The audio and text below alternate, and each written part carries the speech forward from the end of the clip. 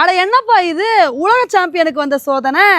இப்படி வந்து ஆஸ்திரேலியா பார்த்து சொல்ற மாதிரி தான் இன்னைக்கு Australia versus south Africa ODI மேட்ச்ல சவுத் ஆப்பிரிக்கா மாஸ் காட்டிட்டாங்க. இன்னைக்கு நடந்த ஓடிஐ மேட்ச்ல சவுத் ஆப்பிரிக்கா தான் வந்து ஃபர்ஸ்ட் பேட்டிங் வந்து பண்ணாங்க. ஆரம்பத்துல இவங்களோட பேட்டிங் கொஞ்சம் சுமாராக தாங்க வந்து இருந்துச்சு. 90 ரன்னுக்கே 3 விக்கெட் வந்து போயிடுச்சு. இதை வந்து பார்த்தோன்னே நம்ம என்ன எதிர்பார்த்தோம் அப்படின்னா, ஐயோ என்னப்பா இப்படி விளையாடுறாங்க, இனி அடுத்தடுத்து விக்கெட் போயிருமே அப்படின்னு நினைக்கும் போது அப்போ தாங்க மேத்யூ பிரிட்ஸும் ஸ்டப்ஸும் சேர்ந்து ஒரு சூப்பரான பார்ட்னர்ஷிப் வந்து போட்டாங்க. 2 பேருமே பயங்கர அதிரடியாக வந்து விளையாண்டாங்க. 2 பேரும் ஹாஃப் செஞ்சுரி அடித்து பட்டையை கிளப்பி ஒரு சூப்பரான இன்னிங்ஸ் வந்து கொடுத்தாங்க. 31வது ஓவர்லேயே சவுத் ஆப்பிரிக்கா 180 ரன் வரைக்கும் எடுத்தாங்க. இதை வந்து பார்த்தவொடனே நம்ம என்ன எதிர்பார்த்தோம் அப்படின்னா, இவங்களோட பார்ட்னர்ஷிப் மட்டும் கண்டினியூ ஆச்சு, அவ்வளோதான் இன்னைக்கு சவுத் ஆப்பிரிக்கா 300 ரன்னுக்கு மேலே எடுக்க போகிறாங்க பாருங்க, மாஸ் காட்ட போகிறாங்க பாருங்க அப்படின்னு எதிர்பார்த்தோம். அப்போ தாங்க மேத்யூ பிரிட்ஸ் வந்து அவுட் ஆயிட்டாரு. அவர் அவுட் ஆனதுக்கப்புறம் சவுத் ஆப்பிரிக்காவுக்கு சீட்டுக்கட்டு மாதிரி மாற்றி மாற்றி விக்கெட் மலன்னு சொல்லிட்டு போயிடுச்சுங்க. இதனால இன்னைக்கு சவுத் ஆப்பிரிக்கா 277 ரன்னுக்கே ஆல் அவுட் ஆயிட்டாங்க. இந்த ஒரு ஸ்கோரை பார்க்கும்போது நமக்கு இது கம்மியான ஸ்கோர் மாதிரி தானப்பா தெரியுது. ஆஸ்திரேலியா அவங்களோட சொந்த மண்ணில் இதை கூட சேஸ் பண்ண மாட்டாங்களா, இன்னைக்கு பேட்டிங்ல மாஸ் காட்ட போறாங்க அப்படின்னு தாங்க வந்து எதிர்பார்த்தோம். ஆனா ஆஸ்திரேலியாவுக்கும் பேட்டிங்ல ஆரம்பத்திலே அதிர்ச்சி தர மாதிரி 38 ரன்னுக்கே 3 விக்கெட் இழந்துட்டாங்க. இதை வந்து பார்த்தவொடனே என்னப்பா இவ்வளோ போரா ஸ்டார்ட் பண்ணுறாங்க அப்படின்னு எதிர்பார்த்தோம்.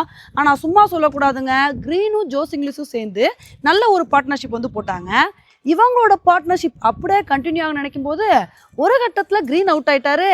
க்ரீன் அவுட் ஆனா என்னப்பா நான் இருக்கேன்ல அப்படின்னு ஜோஸ் இங்கிலீஷ் வந்து ஒரு சூப்பரான இன்னிங்ஸை கொடுத்து மனுஷன் ஹாஃப் செஞ்சுரி அடித்து அசத்தினாருங்க. அவர் நல்ல ஒரு இன்னிங்ஸை வந்து கொடுத்துட்டு இருந்தாரு. ஆனால் அவருக்கு எந்த பேட்ஸ்மேன்ஸுமே சப்போர்ட் பண்ணவே இல்லைங்க. வர பேட்ஸ்மேன்ஸ் எல்லாருமே வர நடைக்கட்ட அப்படின்னு சொல்லிட்டு கிளம்பிட்டாங்க. ஒரு கட்டத்தில் நிகிடி இருந்துக்கிட்டு ஜோஸ் இங்கிலீஷோட விக்கெட்டே எடுத்தாரு. இதனால இன்னைக்கு ஆஸ்திரேலியா பொறுத்த வரைக்கும் 193 ரன்னுக்கே ஆல் அவுட் ஆயிட்டாங்க. இதனால இந்த மேட்சை சவுத் ஆப்பிரிக்கா ரொம்ப கம்ஃபர்டபுளாக 84 ரன் வித்தியாசத்தில் வின் பண்ணி இமாலய வெற்றி அடைஞ்சிட்டாங்க.